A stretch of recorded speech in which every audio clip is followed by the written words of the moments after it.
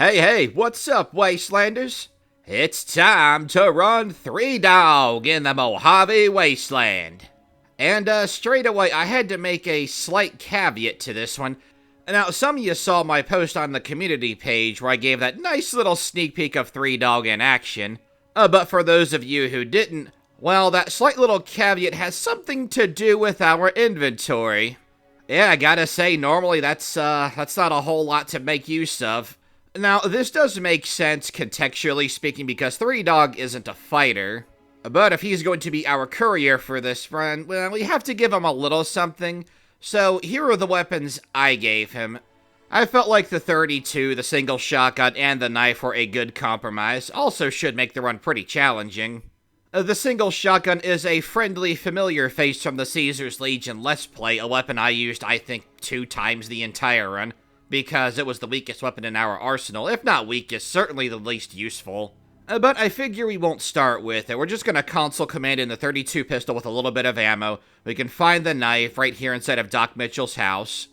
And since this isn't a Faction Warriors run, we're going to go ahead and do the entire tutorial. Now, of course, for shooting Sunset Sarsaparilla bottles, we are allowed to use the Varmint Rifle. It's effectively a quest item just for this part of the game. At least that's how I see it. Now, let's give a brief rundown on the 32 pistol. It's going to be our ranged weapon for a little while. 5 shots per reload, not particularly strong. Certainly it's going to be weak by the end of the game. But for where we are right now, it is an acceptable weapon. Where this weapon's really going to shine is if we can get sneak attack crits, and hopefully that's the case. Now, I'll be the first to admit, if I have used the 32, it's been a long time. I don't remember ever making use of this firearm, even at Fallout 3 Vanilla. Single shotgun, well, I did use it in the Caesar's Legion Let's Play, again, twice, and I don't think I've ever used it beyond that. It's kinda weird to think that the knife is the weapon I've used the most, and that only comes from Faction Warriors. Now, while we're here in the schoolhouse, we are gonna get the stealth blade. We're gonna use that a little bit later. Now, as we get ready to do battle with the powder gangers, because of course 3-dog would choose to help Goodsprings, gotta fight the good fight and all, you know? Now, let's set the stage for 3-dog. How did he come to get to the Mojave Wasteland when he's all shacked up at GNR? Surely our favorite DJ wouldn't leave behind his passion, right? Well, I'm actually going to pull from a Creation Club mod. The desire to fight the good fight has spread across the Capital Wasteland, certainly through the actions of the Lone Wanderer. Well, it doesn't take a whole lot of time for 3-dog to have his personal little fighting squad called the Good Fighter Mercenaries. News of a mysterious train station, Union Station, would have reached 3-dog.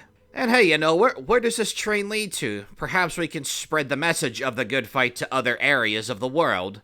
So, leaving one good filament in charge while 3-dog heads out to fight the good fight elsewhere, 3-dog has since ended up here. And considering the 4-year time gap, I'd say the rest is history. 3-dog working as a courier, it's a pretty good way to spread the message of the good fight. If you're the mailman, might as well send your own personal message with it, right? And little does he know that getting attacked by a certain charismatic gangster, I think it's safe to say said gangster's not a fan of the good fight, but we'll deal with that when the time comes. You know, if we were doing the Lonesome Roads DLC, that would make Ulysses a real jerk. And gotta say, what better way to start the spread of our awesome message than by helping Goodsprings defend itself? I said that before.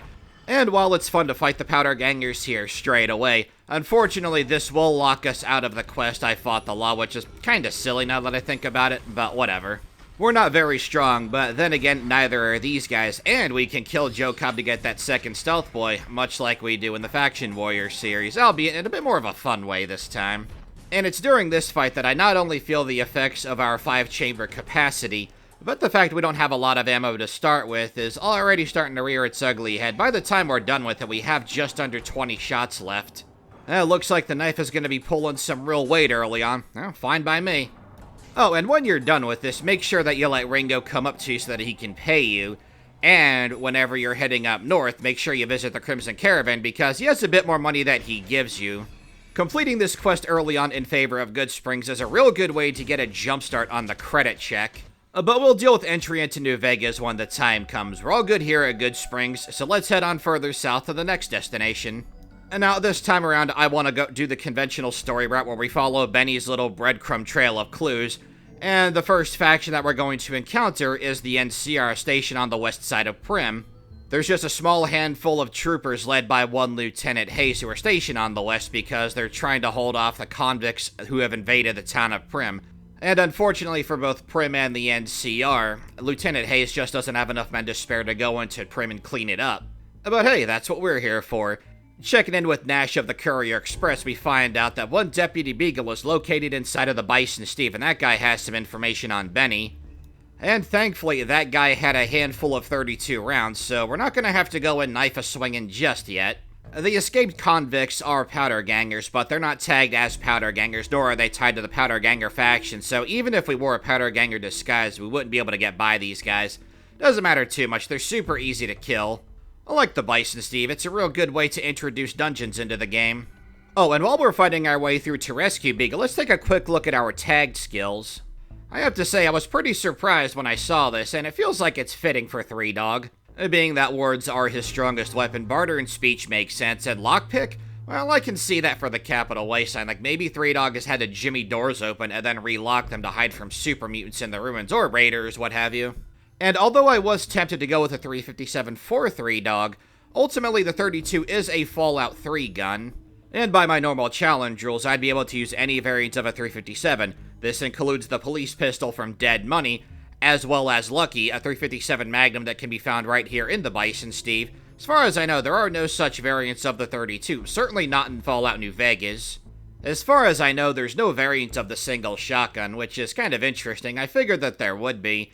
And the knife, yeah, you could argue that the combat knife and the cosmic knife are variants because knife is in their name and that's what they are. But for this challenge, we're just going to stick with the basics. No variants and no Logan's Loophole, changing things up a bit, you know? And well, that's the last of the escaped convicts, so we can go ahead and rescue Beagle, and you'll see me actually skip over the speech options, because yeah, I would get experience points for them, and if I passed the second one, I would have Deputy Beagle come with me. But the dialogue options don't really feel like 3-Dog to me. And, well, we cleared out the first floor, which is all we need to do to get Deputy Beagle out of here. And once we get Deputy Beagle out of here, we can bring the good fight to Primm by helping them reestablish law enforcement in lieu of their dead sheriff. You'd think that Beagle would want the job, but I'm kinda glad we can't make him sheriff. Now, we do have a couple of options. There's a convict inside of the NCR-CF who is not affiliated with the Powder Gangers. And last time we reprogrammed Primm Slim to become the new sheriff in our autumn run. This time around, I'm thinking we're going to change things up quite substantially. By talking with Lieutenant Hayes here, that's something that he already would have done, but again, he's way too low on soldiers to spare. And even though we have cleaned out Primm, they're so undermanned that we're going to have to try and help them reconvene with the Mojave Outpost, hopefully for some reinforcements. And that's not too difficult, actually, because getting to the Mojave Post is very easy. Chatting up with Major Knight here, one of the most useful characters in the game because he has a 100 repair skill. We let him know what's up down at Primm, and while he's telling us that he can't send anyone straight away because the Mojave Outpost does have to maintain a minimum head count, he can be persuaded, however, with a high enough barter check, in this case 20 at minimum. He says he sees the wisdom in our logic, so he can go report back to Lieutenant Hayes. The logic being with the roads cleared up from Primm to the Mojave Outpost that it's safe, there's safe passage, so there's very little concern about troop movement. And that'll get the caravans back on track. Pretty nice. And speaking of caravans, we're going to go ahead and do Ranger Jackson's little favor. It's pretty simple stuff, just got to clear some common vermin on the little road here. It's just a handful, half a dozen actually, of giant worker ants. They must be cousins to the ants from Grey Ditch. It's pretty easy stuff. We take them out, report back to Ranger Jackson, then we can double back to Primm to let Lieutenant Hayes know what's up. And I have to say, the context of this dialogue, I always thought it was pretty funny. Like, do we have the authority to tell the NCR that it's okay to annex Primm? Like, if we said no to them, would they honor that? I mean, obviously in-game they do, but it doesn't make any sense in context. Like, we just cleared the way for the NCR, and they want to ask our permission, even though we have no authority over Lieutenant Hayes. It's one of those, like, video game-y dialogues that just comes off as kinda clunky, but hey, who cares? We now have the NCR taking control over Primm. Sweet. What's not sweet is the Legion here in Nipton. Now, pulling another great quote from that Creation Club mod, we fight the good fight no matter how bad the blood. And hey, Wolpes said to go ahead and attack him, so who are we to deny his request, right? That's right, we're gonna take on the Legion right here, right now in Nelson. And best of all, I mean, you see it on screen, we now have our single shotgun. That gives us a much needed boost to our firepower. And now there's something I never thought I'd say. The single shotgun being a substantial upgrade.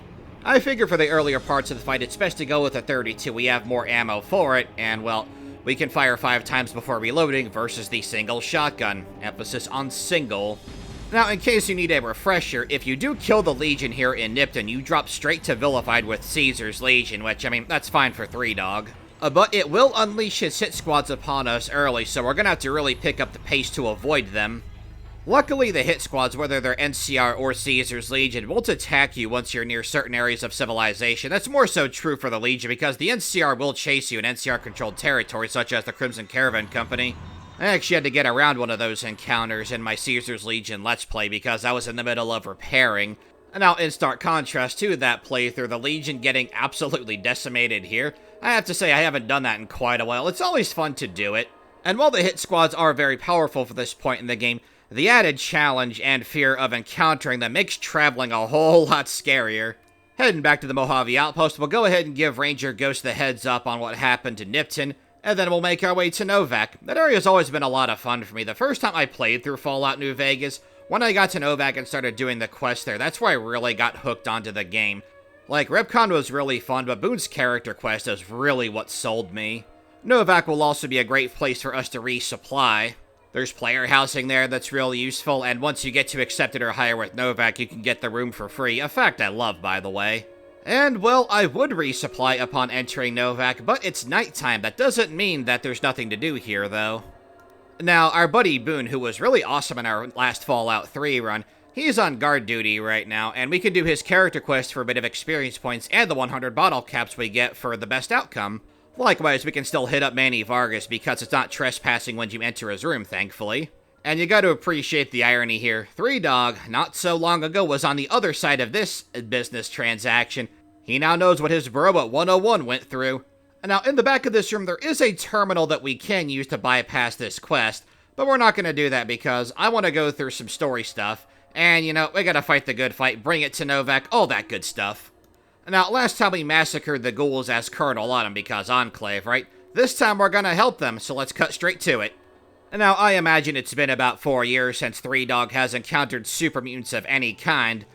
Well, how about a blue variety of super mutant who is even more volatile without their stealth boys? Now, there's a couple of ways we can go about this quest. We can kill the Nightkin, whatever. We can kill Harland and just get straight to the terminal and then get the information that Davison here needs. Or we can try and appease both parties. Now, that's pretty hard because in order to do that, you can't kill Harland, and if you kill too many Nightkin, Davison will attack you. More on that in a second. Davison wants us to check the storage room for stealth boys, and that's where Harland the Ghoul is shacked up. He's been shooting Nightkin because, you know, you gotta defend yourself, right? And I have to say, this is kinda Harland's fault because if he would just let us go up there, check the terminal, or if we could ask him to check for anything up there, this would all be over lickety-split. But hey, some people insist on doing things the hard way. So how oh how are we going to try to appease both Davison and Harland, because we don't want to kill either of them if we can help it. And if we're being in character for 3 Dog, I can't see him being confident enough to take on an entire small battalion of Nightkin. Fortunately, Goodsprings and this very dungeon does provide us a way.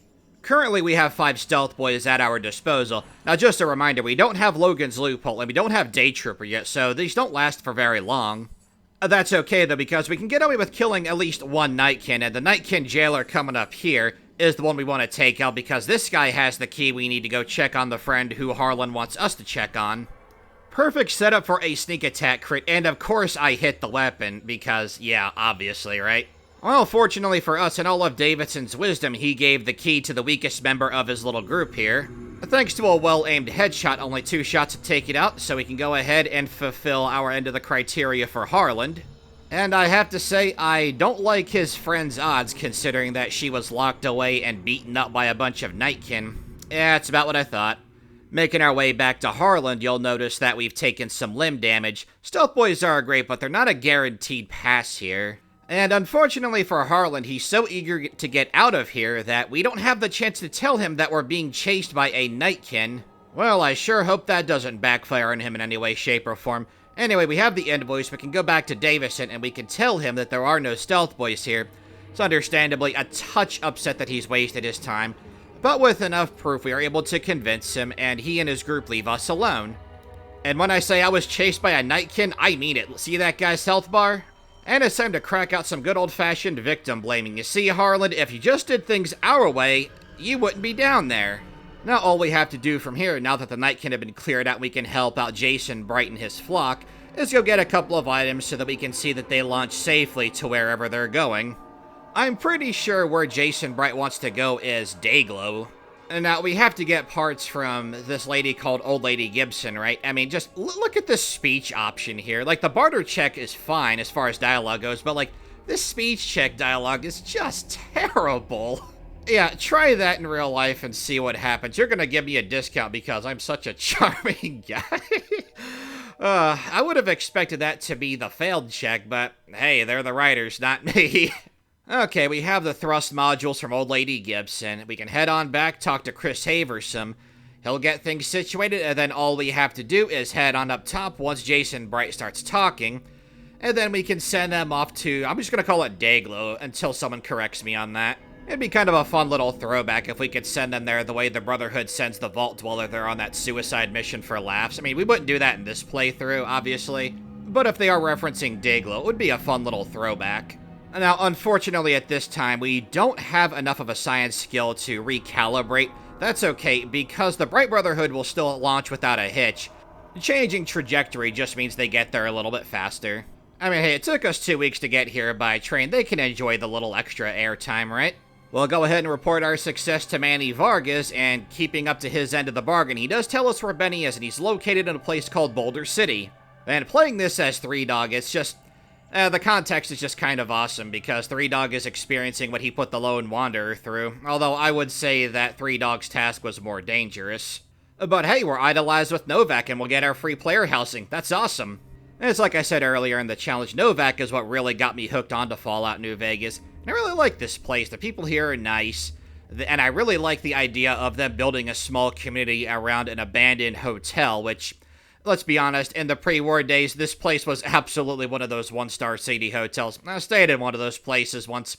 I would much rather prefer Novak than having to go through that again. But we are not done here in Novak, however. I did say earlier that we're going to do Craig Boon's quest for a little bit of extra XP and bottle caps, and hey, what other better way to fight the good fight than to help individual people in need? Now, whether you're new or in case you need a refresher, just know that Boon is looking for what happened to his wife. Rather, I should say the specifics of it. He knows what happened to her, but not who's responsible for it. It's a fun little mystery to solve while you're here, but because I've done this a million times, I know exactly where it is, and I'm sure many of you do as well. An interesting little detail is that if you steal from Jeannie Mae Crawford here in the office, or if you break open that safe, you don't lose karma. With irrefutable evidence in our possession, we bring Jeannie Mae Crawford, and, well, Craig does the rest. You know, speaking of Boon, another fun little detail regarding him is that we only ever find out what his name is if he dies, and we loot the For Carla note that's on his inventory. That's just wonderful little attention to detail. Now, there are a couple of other things we can do here in Novak, like I will help out Ranger Andy. That's very easy, that takes a couple minutes, but I'm gonna cut straight past that. What I won't cut past, however, is us returning to Boon, telling him what happened, and showing him proof of the deed. He's pretty good with the outcome, you know, he got a bit of revenge. And we level up. See, folks, it pays to be a good Samaritan. Now, I do have him recruited. We're gonna dismiss him for the time being. Might use him later, not sure yet. Next up is everybody's favorite destination, El Dorado Substation. And it's funny because at this point in the run, I actually don't know what I want to do. Like, I'm thinking Three Dog will help out the NCR. The guys on the ground level at least want to try to fight the good fight. The NCR leadership is a quagmire of a mess. But the everyday soldiers, you know, they're all good people trying to do what they think is right for the Wasteland. So yeah, he'll help them out. That's why we helped out with Primm. Worst case scenario, El Dorado Substation, exploring and gets us a little bit of experience points. You can never have too many of those. And you'll see me playing around with the camera as we make our way to Boulder City because I am horrified of encountering Caesar's Legion's hit squads this early. Now, being that Three Dog has a way with words, coming up here at Boulder City, it's the perfect time to put those weaponized words to action. We go inside because, well, the Great Khans have something that we want, allegedly, But turns out that Benny skipped town, so we're able to defuse the situation between the NCR and the Great Khans. Not only will that give us some great reputation with the Khans and the NCR, but we get a ton of XP, which levels us up to level 8. And I figure it doesn't hurt to take at least one rank in toughness, we're frail enough as is. All that's left to do is go to Lieutenant Monroe, tell him to honor the deal, because that's what folks who fight the good fight do.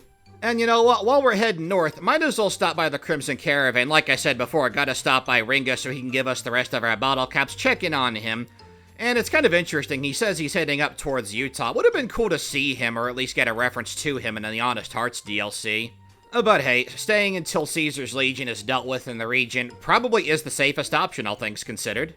Now, last time as Addon, when we went to Freeside, we helped out the Kings, but we did it in favor of Freeside. This time around, I say we go the other way because it is the more peaceful solution. And because we are committed to diffusing the tension between the Freeside locals and the NCR, there's no need for us to worry about getting into combat so long as we don't unholster our weapon. We make our way to Major Kieran, we tell her about the misunderstanding. She is understandably annoyed at the King, but is willing to talk at least. That's good. All said and done, we just gotta head back to the King, let him know what's up, and the peace talks can begin. Now, I have to include the part coming up here because, well, we know that Three Dog has a history with a certain Brotherhood chapter. Imagine his surprise encountering the ones at Hidden Valley. Quite the difference. We'll help them out to an extent. That's for reasons a little bit later in the run. Between my Caesar's Legion Let's Play and the Colonel Autumn run, I haven't been treating Veronica very well lately, so it's nice for a change of pace. Plus, she's one of my favorite companions. Oh, hey, it's George, boy. And I was a little conflicted here, because I'm like, well, you know, we take him out for the 427 bottle caps. I'm like, well, Three Dog wouldn't do that. So, we're gonna do his little quest, and we can end up getting 700 bottle caps out of him. And when I'm going through his dialogue and actually reading it and not skipping past it, you know, getting the chance to reread it again, I'm like, you know, I'm 100% convinced that this guy has made his bottle caps off of suckers who have gone out to the Boomers and Nellis, the little artillery strike field. I think the Field Shacks guy got scammed into that as well. And, well, I have to show you something because it's just that awesome. As if the game itself is upset that I broke the George boy gag, at least in part. Now, I'm reading through the note he gave us, and the details are okay, I think. It should just say hug the left, but then he wouldn't be able to scam people out of money. We close the pit boy and inexplicably get launched into the air. I don't know how that happened. But, like, you see it, right? Yeah, no words. I'm gonna go with the game being upset that I didn't kill Georgie, but don't worry there, game. Next time. Next time. Now, here at Nellis AFB, we gotta get the Boomers to like us so we can make use of them a little bit later on. These folks are very rough around the edges, but I feel like their heart's in the right place. We can get them to fight the good fight. Well, Jack is definitely going to be interested in that because not only are we going to do his personal side quest, but I've been carrying around 39 scrap metals the entire time. Can't tell you what a relief it was to get that out of my inventory. And, we're already at Laked. Well, we won't be here for very long. And we'll help out Loyal like usual. Doesn't matter which check we pass, which skill check we pass, rather, because we can get use of the quest item to clear out the ants real fast. I bet Dr. Lesko would have been really upset if we had this down in the metro tunnels. That's a nice little 2-for-1 because Raquel is the one who wants us to go clear out the ants, so we can test out Loyal's little device and help her out and donate some missiles. And we're at Idolized. We head over here, raise the bomber, all that good stuff, head back to Mother Pearl, and we'll come back here a little bit later in the run. And as mentioned before, considering Three Dog's history with Alliance Chapter Brotherhood of Steel, let's see how he's doing here in the Mojave Wasteland alongside his friend Veronica. It's right around this point where I was thinking, you know what, I should do the character quest, the companion quests, because who better to recruit for the good fight than the companions whom we can recruit. Now, once we're done with the likes of Veronica's quest, I will dismiss her and then send her over to the Lucky 38 once we get access to it. But being that this is a Three Dog run, it feels right thematically, you know? As for how Three Dog feels about the Mojave chapter, well, on top of being surprised initially and having a bit of culture shock, for lack of a better term, at the sheer difference between the Mojave chapter and Lions chapter, coming up here, and thanks to the powers of the Meeting People magazine for some quick pointers, As we head on outside to do more of Veronica's quest, we get stopped by a group of Brotherhood of Steel Paladins, and thanks to that Meeting People magazine, we're able to pass the 95 speech check. I like that dialogue option. It feels like something Three Dog would say. Well, that disappointment goes to straight up disdain once we convince Veronica to go her own way. Now, I do consider the pulse gun to be a quest item because we have to obtain the thing. And I find this confrontation here to be interesting because Three Dog has ingratiated himself with the Mojave chapter, but this paladin doesn't seem to care. Well, okay, enjoy the pulse gun, buddy. And now these guys do hit hard, but we have plenty of damage threshold boosting items, including Nuka-Cola, which is why our vision's all weird. Single shotgun to the face takes out that Brotherhood of Steel paladin. What I really like about this part of the quest is that it proves to us, the player, that Veronica is right, that the Brotherhood of Steel, at least out here in the West, is doomed because they refuse to change their ways. And the real tragedy is that McNamara, being the intelligent man that he is, knows this to be true. But what makes McNamara still an interesting and kind of fun character is that although he won't agree with Veronica, he is open to, shall we say, other options for the Brotherhood's survival. Either way, it sucks to be the Mojave chapter. The Midwest, Chicago chapter specifically, that's my favorite one. But yeah, with Veronica's quest complete and bringing her on board for the good fight, yeah, the Brotherhood of Steel out here in the West definitely leaves a sour taste in Three Dog's mouth, I'd imagine. And now it's time to make our way to the Strip, and I've been told about alternative ways to get it because I usually do the credit check. You know, I've never actually used the monorail before, regardless if it's a challenge or a casual playthrough, so I'm real excited to show this off. And now, I was told that there was a dead NCR trooper outside of McCarran. I actually couldn't find it, but we don't need it because we have such great reputation with the NCR that they just let us on through because, I mean, why wouldn't they, right? It's just fun little alternatives like this are always awesome to me. Like, I knew this was an option, but I never took it. It's like, I never intentionally avoided taking it. I ended up just not doing it because the way I normally go is I'll go through Freeside. You guys see in Faction Wars, I'll usually just do the credit check, and that's true in casual play as well.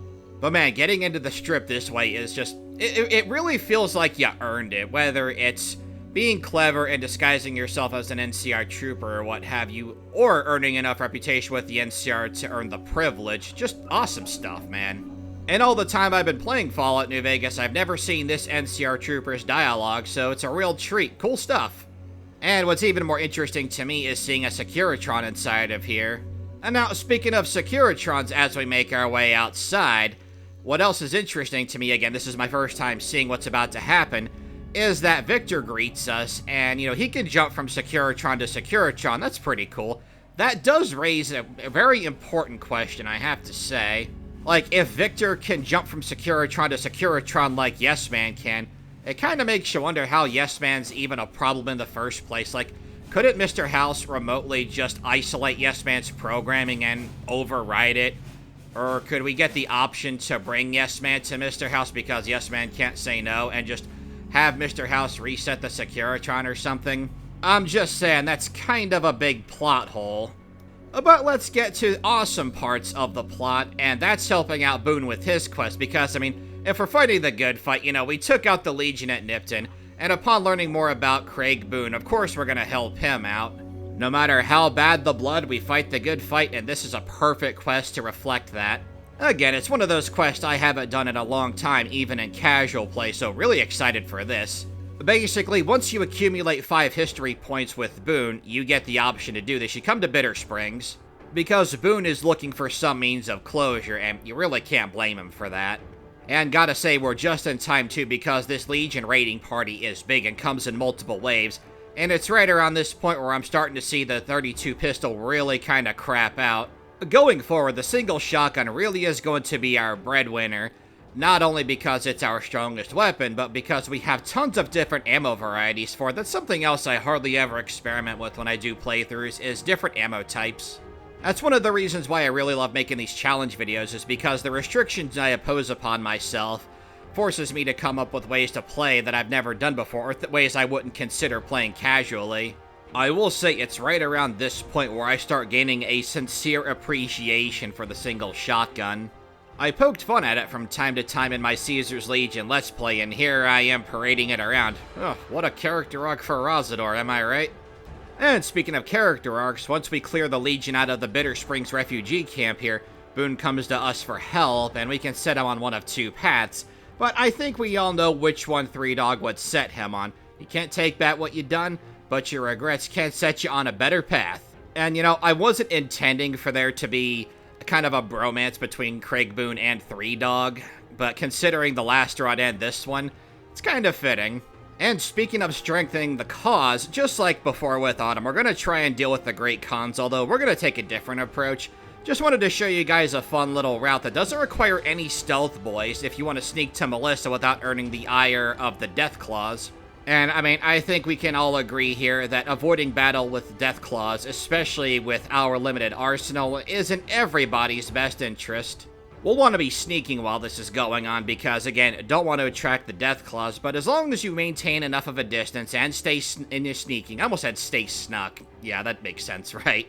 You can make your way on over to Melissa and then let her know that joining up with Caesar's Legion is gonna mean she's no longer a fighter. Jack, Diane, and Regis are all very easy to convince. The only one you really have to go out of your way for is Melissa, and it's kinda cool because she also has a quest for you to do. And hey, speaking of quests, if you want to get Kachino to appear early, you do the quest for Joanna here in the Gamora. And in hilarious fashion, just like last run, I pickpocket Kachino straight away because, again, I don't know where his actual quarters are. Even in casual, I've never bothered. Because the first time I played this game, I just pickpocketed Kachino and just sped through this questline in like 5 minutes. Someone's gonna have to tell me where that is because I'm drawing a blank. The only real difference between what we do here and what we did for Autumn is that Autumn coerced that guy Troik into planting the thermite. We do it ourselves here. And thanks to arguably the funniest speech check in the entire game. Seriously, one speech check of 80 or higher is all it takes to convince Big Sal that Nero is trying to go after him. So much for that meaning of family here in the Omertas, right? And at long last, our employer, Mr. House. It's been a long time coming and we have quite a bit of questions for him. But later, though. We still have a job to do, and I feel that Three Dog would at least hold up his end of the bargain on that contract. Now, as we've been adventuring throughout the Mojave Wasteland, I've been going out of my way in some instances to get some of the snow globes, because the snow globes yield great bottle caps. It's also why I put off visiting Mr. House, because I also was trying to think of who I wanted to side with. And correct me if I'm wrong, but there's a total of 7, not counting the DLC, 7 in the base game that you can get. 14,000 additional bottle caps. We just became like the second richest guy in all of Nevada. But yeah, Mr. House has tasked us with dealing with Benny, and we can choose the way which we'll go about that. Now, because Three Dog is a man who likes to fight with words, I figure we can try and talk some sense into Benny, or at least figure out what the hell he's up to. And even better, we talk him into giving us 500 bottle caps. Unfortunately for us, however, Benny is not playing ball and is about to skip town. But through the use of our speech checks, we are able to convince him that we're just trying to do our job, so he lets us go with a very stern warning. And then he immediately flees town. Well, I mean, however he wants to go about it, Benny's the genius, not me. So now it's up to us to track him down so that we can fulfill our contract to Mr. House. Now, those of you who watch Faction Warriors know what we do with Volpes here, but we already took care of Volpes, so this random Frumentari Alario, I think he'll do. That's right, we're not playing ball with the Legion at all this run. When we go to the fort to find Benny, which is where we have to go, we're going to be going in guns a-blazing, so that should be interesting. Heading back to the Lucky 38, we can see all of the fine people whom we've recruited to fight the good fight. Quite the worthy cause. But since we're going to the fort, I think it's fitting that we bring Boon with us, because we all know he has quite the bone to pick with the Legion. And just a reminder, this is hardcore mode, so if Boon dies here, he's dead.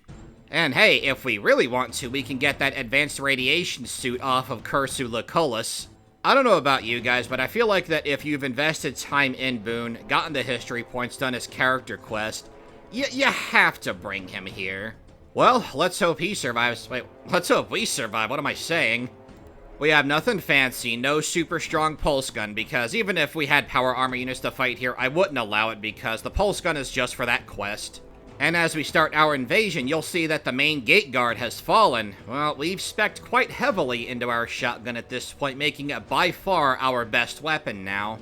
Now, best of all, upon invading this place, is we're gonna get a ton of loot here, whether it's legionary armor, the ballistic fist that the Praetorian Guards have, Caesar has a displacer glove, and the veteran legionaries have some pretty strong weapons. We're gonna have to be careful there because although our single shotgun can hit decently hard and there's a chance for knockback, we ourselves are pretty frail. I can't see us being able to withstand, say, a volley of 12.7mm submachine gun fire for very long. And yeah, we're not gonna bother with the likes of Dale Barton or the slaves. We're not here to kill innocents. That's not what the good fight's all about. The Legion, however, although it won't stop their momentum in regards to Hoover Dam, it will leave Leg Atlanteus in charge, and that's not gonna be great. Although I dare say if we have our way when the time comes, they're not gonna have him either. But we'll get to that later. The outer gates of Fortification Hill are a success. Now, coming up here is a small jump cut. What I wanted to do originally was try to lure the legionaries outside so that Boon could snipe them, but they don't seem to follow you outside the gate. And if they do, I don't know why they didn't for me. But at the same time, I can't really complain about that because that makes this part a heck of a lot more challenging. Sure, Boon's a great shot, but if he gets swarmed by legionaries, it's good night, Irene. And as we're going through here, I can't help but feel that this is an awesome kind of parallel. Just like his boy Vault 101 before him alongside Sarah Lyons taking out the Enclave, here we are as Three Dog alongside Best Boy Boon, taking the fight to the Legion in the name of a better wasteland. Now, I figure at this point you probably know who I'm going to have Three Dog side with. And I figure at this point you probably know who I'm going to side with. Now, obviously the Legion was never an option. They are a complete antithesis to Three Dog's character. Yes, man, I didn't even consider because, well, Three Dog, again, he's not a fighter, and he's not really much of a politician either. He's not savvy in the game of politics. I can't see him being able to run New Vegas. And honestly, I don't see him wanting to run New Vegas. The NCR and Mr. House have their pros and cons, but I can see him working with either of those two in the name of his personal agenda, which we know, the good fight, all that good stuff. Routing the Legion out of the Mojave Wasteland is the best case scenario for all parties concerned. Well, except Caesar and Atlanteus. And so far, Three Dog alongside Boon, they're doing okay here. Slow and steady does win the race. It's best to bring them to us because, again, we don't want Boon getting swarmed, and we don't want to be getting swarmed either. We do have the option to heal Boon ourselves through the use of the companion menu, giving him a stim pack, but because it's hardcore mode, stim packs work on companions like it works on us. It's a heal over time. It's mechanically the equivalent of consuming food or drink without the benefit of removing H2O, food, sleep, etc. I feel like the strategy of lure them with the 32 and then switch to the single shotgun has been a pretty efficient strategy. Simple and clean tactics, just the way I like it. I mentioned before that at Bitter Springs I started gaining an appreciation for this weapon. The battle here at Fortification Hill has cemented my love for this weapon. I have to use this weapon more often, it's a lot of fun. And gotta say too, I seldom ever take Shotgun Surgeon, and I believe the knockback perk is called Stayback. Now these guys, the Weather Station Guard and the Praetorians here, definitely want to stay away from them. Those ballistic fists hurt like crazy. This particular battle does take a slight turn for the worse as Boon is closed in upon, but because we're able to heal him, and we can focus fire on a particular enemy, as long as Boon himself doesn't get swarmed by all of them, we should be able to keep him alive. And I don't know what procs the knockback chance for and Stayback. I think it's luck. Let me know because I don't know. I gotta say, it's been coming in so clutch. I love the reload animation for it too. You slip the single shell in there, and then get that son of a bitch ready to fire again.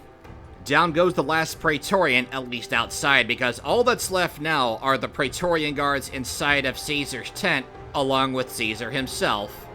And now the plan here is to go inside, pot-shot one of the Praetorians, and then lure Caesar and the Praetorian guards out. This is where I'm thinking we might lose Boon, because there's real potential to get swarmed here. Only one way to find out. Well, as we contend with the loading screen, okay, now we're inside of the tent. Gotta say, starts off pretty well, because we get a critical hit on the Praetorian and knock him down. We're able to get outside real easy, and, yeah, I don't know what happened here either, because they're all supposed to come out, I think. Either that or I got Berenstain. Because it's just Caesar who comes outside, and I can't help but feel a bit of irony here. We lay into him with a shot of the single shot. I wanted to switch to the knife to get that GRA challenge, but Boon's like, you know what, I don't care about your GRA challenge. This guy is Dunyan Rings. Boon even has unique dialogue if he gets the personal kill. I like that. So we're going to let Boon just take in what just happened, and we're going to deal with the Praetorians by ourselves. Well, wish me luck, guys.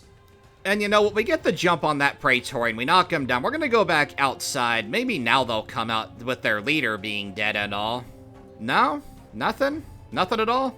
Wow, Edward Sallow really did go the way of his namesake. Not the exact way, but the Praetorians are the reason why the original one died, and why this one died.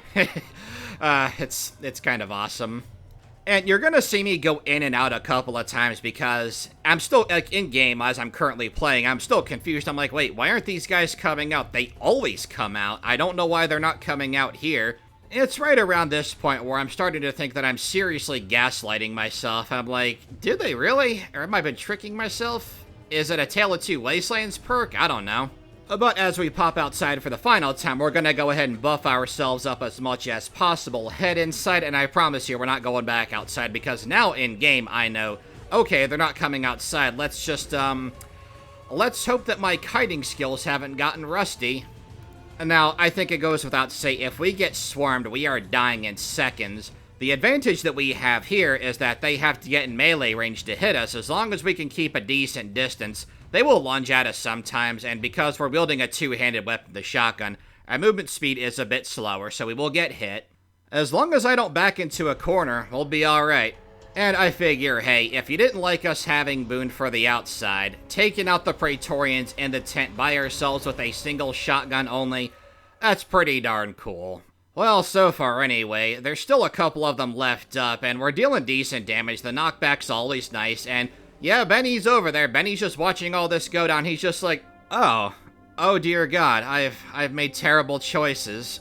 Yeah, saving Benny from the Legion is quite the treat, and I think that Three Dog, well, he would, not care for Benny. I can't imagine why. I don't think you would like someone who shoots you in the face. I also don't think that Three Dog would leave him at the mercy of the Legion. But yeah, having cleared up the Praetorians, we have a chat with Boon. You can tell he's feeling a lot better now. And because we've cleared out the Praetorian camp, we can go set Benny free. And all that's left now is to go to the Securitron bunker, because we have the Platinum chip, because we never surrendered it to the main gate guard. Because, well, why would we be able to, right? Another reason I decided it was okay to bring Boon here is because we're already hostile to the Legion, because we made paste out of Hilario's skull. All that's left for us to do now is to do what Mr. House asks. Now, fortunately for us, because we've been investing quite a bit of skill points in non-combatant skills like repair, lockpick, science, speech, etc., we more than have the skill checks required to bypass all of the encounters here. After what we just went through at Fortification Hill here, I think that's alright and also well-deserved. Thanks to having nothing to worry about in terms of fighting, we can go up, throw in the Platinum chip, upgrade the Securitrons, and then head back for the next phase of the Good Fights plan. And you know what? We're idolized with the NCR, and Ambassador Crocker wanted to see us himself, so let's go pay him a visit, shall we? Now, because we've already cleared the criteria regarding the Boomers, Crocker wants us to go over and secure their allegiance. Now, the Boomers will pledge themselves to us personally, but of course, whomever we choose to side with, that's where the Boomers are going to direct their firepower. So basically, 3 NCRs, or 1 Legion. And when we return to Crocker, he addresses us as a citizen of the NCR. That's pretty cool. Yeah, I'd say after everything Three Dog's done to help the NCR in the Mojave Wasteland, he's earned that privilege. Next up, we have to deal with the Kings if we go the NCR route, and because we've already dealt with the Kings, and we ended their questline in favor of them and the NCR working together, and we have not used our favor that the King has said we can personally cash in, we go to him, and we cash in a whopper of a favor by having him demand a ceasefire between the locals and the NCR. Most of them should comply. Now, we are done with Fortification Hill, but clearing that out has had effects elsewhere. It wasn't just cathartic for Boon. Now, of course, various NPCs will have something to say once they hear news of Caesar's death, but there's a particular quest that also has a different option if you take out Caesar at Fortification Hill. If you do the quest chain for Tech Sergeant Reyes back at Forlorn Hope, it ends with you encountering Chief Hanlon, And normally Chief Hanlon, whichever way you deal with him, is tragic in one way or another, although I'm of the opinion that Chief Hanlon is a monster of a person for what he does. Like, Chief Hanlon is one of the biggest reasons why the NCR is having so much trouble in the Mojave Wasteland. He clearly doesn't see how idiotic his plan is, but once he hears that Caesar is dead, that's enough to convince him that, hey, yeah, I screwed up. It's enough to bring him to his senses, and although I personally think that this guy should 100% answer for all of the things he's done, at the same time, he won't be causing any further damage, and he can use his position the correct way, the way that he is supposed to. Chief Hanlon may have lost his way, but thanks to our efforts at Fortification Hill, he can contribute to the good fight in his own personal way. I wouldn't say he's redeemable, but, you know, if he's willing to do good going forward, that's gonna have to do. And it's at this point where we absolutely have to pick a side. We're not going Yes Man, obviously we're not going Legion, and as we're talking with Colonel Moore here, you know, we've dealt with the Great Khans already, and Three Dog convinced them to make way for Wyoming. Well, it's better to say he convinced them to abandon Caesar's Legion and not be part of the final battle. Wyoming's just where they end up going, but you know what I mean. So, they've been dealt with, no problem at all there. But I can't see Three Dog getting behind assassinations, especially not someone like Mr. House. And let's be honest, Mr. House is the reason why the courier even survives Benny in the first place.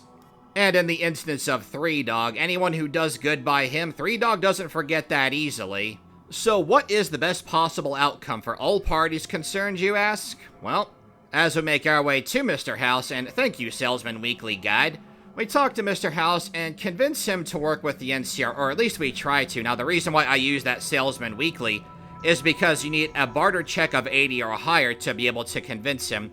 Yes, I'm using a mod that restores some cut content. There's a link for it in the description below, and this is an awesome route to take. And the best part of this is when we go back to Colonel Moore to tell her that we convinced Mr. House to aid the NCR. Not only do we gain experience, and she's kind of iffy on it, but ultimately the NCR fame we gain means that she does ultimately approve of it. I really wish they kept that in the game. Now, I speak of NCR reputation because next up is the Brotherhood of Steel, and although Three Dog isn't really fond of the Mojave chapter, I can't see him going through with destroying them either. Now, we did enough of that to convince Elder McNamara to ally with the NCR to help them at Hoover Dam. This time around, Colonel Moore doesn't like that and you gain NCR infamy. Now, we have an ocean of NCR fame, so it doesn't really affect us, but I thought that was a really interesting little detail. And hey, would you look at that, Mr. House, true to his word, sends a Securitron, and he's also helping defend President Kimball as a gesture of good faith. Now, this is another quest that can be solved in a variety of ways. It's always fun to do. And it's another quest that I feel like Boon should just be here for it. I figure there's no harm, there's no combat to be had here unless we attack the Saboteur, which we're not, because we disarmed the bomb that was somehow on the vertibird the moment it landed. Semantics, I guess. And once we find that bomb, we make our way on over to Ranger Grant, let him know what's up, and, well, let's just say the President's speech has been cut a little short. Certainly an ill-advised affair from the start, but, well, when has an active war zone ever stopped someone from trying to score political brownie points, am I right? Having successfully defended President Kimball, we now have to contend with Hoover Dam. It's been a while since I fought for the NCR. This should be a lot of fun. Colonel Moore sends us over to General Oliver to talk tactics, something I'm sure he's hardly ever done before. And, oh my god, really? Oliver, man, you see where your hat is, right? Well, so much for dignity. And hey, look at that, level 27. That means the legionaries here should be pretty tough. Well, fashion disasters aside, it's time for us to bring the good fight to Hoover Dam.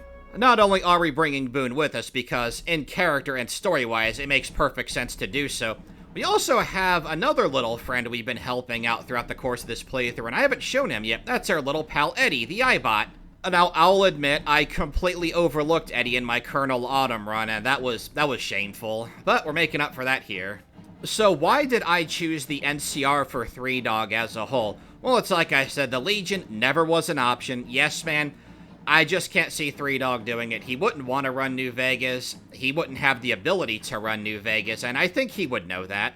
And between Mr. House and Three Dog, well, Mr. House, because Three Dog is the courier in this timeline, is the reason why Three Dog's alive, and that's a debt that really needs to be paid. And Mr. House, although he is a bit, stubborn at times, and when it comes to the Brotherhood of Steel, a bit of a, absolutionist, he does want what's best for humanity and believes that he's the one to be able to do this. That's not all that different from the NCR, because the NCR, they think they're doing the right thing, and the troops on the ground level 100% are. These soldiers range from veteran rangers to NCR troopers who have as little as 2 weeks of training, and then they're just thrown out into the Mojave Wasteland like it's procedure. I can see him being a bit reminded of the Lion's Pride chapter back at the Capital Wasteland. And while I don't think that Three Dog would much like the NCR government, he would have also seen what a quote-unquote independent route looks like through the Lion's Pride victory back in Fallout 3 at the Purifier, because, well, Owen Lyons, he wants to distribute water throughout the wasteland. It's a noble goal, but through the events of Broken Steel, his plan kinda sucks. And without Lone Wanderer intervention, it would have been a complete botch, especially considering that the Enclave is enough of a threat thanks to the Adams Air Force Base to still be able to challenge the authority of the Brotherhood of Steel in the Capital Wasteland. The NCR, for all of its flaws, Mr. House, for all of his flaws, they both resemble a strong form of government in their own different ways, but it's also in their best interests to work together. Mr. House himself even says that if the NCR wasn't trying to steal Vegas, that he'd have no issue with them. So being able to talk it out between the NCR and House is the best for both worlds. You have a Mojave that's kept safe thanks to the NCR patrolling the roads of the Mojave. And we're seeing on screen right now, the Securitrons are absolutely bulldozing the Legion. Combine them with the NCR and the truce that we managed to establish between the Mojave chapter and the NCR, and you've got a serious force of good protecting the Mojave Wasteland. Now you might say, oh, Rosador, you used a mod to restore cut content, this, that, and to that my answer is, well, yeah. I'm playing Tale of Two Wastelands, that's a mod that makes this challenge possible. And if anything, the NCR-House treaty is cut content from New Vegas, so it makes more sense than the little fanfiction scenarios I have been coming up with for these playthroughs. I don't say fanfiction with any sort of bad connotation. There's plenty of great fanfictions out there. And now whether or not mine have been any good so far, I'll leave that up to you guys to decide. Creating scenarios in Fallout 3 and Fallout New Vegas where I play as characters as closely as I possibly can to the best of my ability, well, let's just say it's been scratching that D&D itch that's been clawing away at me for quite a while. Oh, and you know I had to recruit the Enclave remnants. That's sending all sorts of mixed signals through Three Dog's mind. But I think this would be kind of a good thing for him to experience because the Enclave remnants and Arcade Gannon do humanize the Enclave characters. And like before, we sent him back to Freeside because that's where Three Dog, I think, would find him the most useful. And hey, we're just in time getting back into the challenge to battle Legate Lanius. Well, let's see how this goes. Well, first things first, because we completely bulldozed through the Legate's camp, and I don't want to have to redo that, gonna drop a save. I'd also like to try and save the NCR Rangers here. I've never been able to do it. I don't even know if it's possible. Well, we certainly didn't here. I have to say, I'm not sure why the Rangers chose to engage the Legate in melee combat with combat knives while he has a giant bumper sword. I gotta say, the NCR certainly didn't send their best if their intention was to attempt assassinating the Legate. I mean, I think I would go with a sniper rifle or an anti-material rifle, but a combat knife, yeah, that works too, I guess. Now, if there's any time that we need knockback to proc, it's definitely this fight. If Lanius comes to us, he's gonna shred us. And while Doc Henry's able to tank hits, it seems like Lanius is having a bit of trouble deciding where he wants to start. Well, maybe he should have attacked the guy closest to him, because he's already dead. Well, not even Legate Lanius is a match for the good fighters. There are some veteran legionaries remaining, including the same annoying one who likes to hang out in that watchtower that we can't directly access. They're not too bad to clear out, and, after we kill them, something pretty funny happens. I'm like, oh man, we took them out. Time to go report to General Oliver and finish up the run. Well, I'm looking around, and when we get to the gate, it does, the explosion cutscene doesn't happen, and I'm like, wait, what the heck is going on here? We killed everybody, right? Well, not so, because Lanius's two guards, his two Praetorian guards who are right by him when the fight starts, I guess they decided to just sod off to Fazoli's or whatever. You know, guys, if you want to surrender, hold your hands up and wave a white flag. I'd call these guys XP snacks, but I mean, they're the last two enemies we have to fight in the game, so who cares? And as we hit the last one with knockback and he gets back up on his feet, now this guy is finally getting the memo. Oh, hey, yeah, I have to fight, but it's too little, too late. And yeah, all that's left to do now is to go meet up with General Oliver, which should happen now because we've cleared out all the legionaries. And I gotta say, that was a really fun run. Some fun battles, we were super high level. I got to pimp out a pretty awesome mod that restores cut content, which is really awesome and made Hoover Dam so fun. Now, the challenge run is done here. However, I do have a bit of what I'll call post-game for this challenge. Now, obviously, there's no post-game in Fallout New Vegas, and as far as I know, there's no mods that give you a post-game other than one for, like, if Caesar wins or whatever. Now, there's a mod I wouldn't mind exploring in the future, but anyway, in order to make that work, I would have to reload a previous save, which is no problem at all.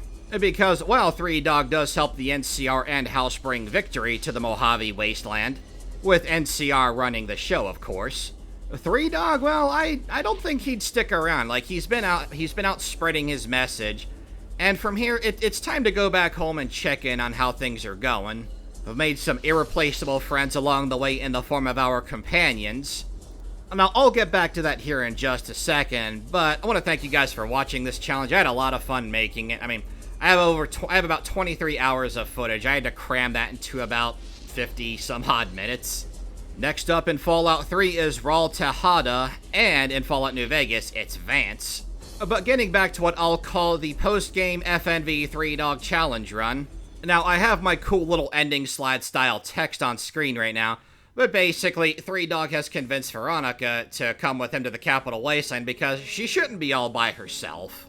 And although the Lions chapter is compatible with her, I don't see her wanting to rejoin a chapter, especially because we convinced her to go join the Followers of the Apocalypse. As for Eddie, well, we sent him to the Brotherhood of Steel to beef him up because I didn't want him getting destroyed, or at least I wanted him to be as tanky as possible at Hoover Dam. Nah, no solo trip to Navarro for him. We're bringing him back to the Capital Wasteland as well. And just like Addon did with his Enclave bots, I think that 3Dog's Eddie, he could roam the Wastelands with Veronica too, because she'd be helping out local settlements once she's not 3Dog's bodyguard. Eddie is blasting Galaxy News Radio, whereas the Addon Enclave iBots were blasting his propaganda. Hope you guys enjoyed that. I'll see you at the next run.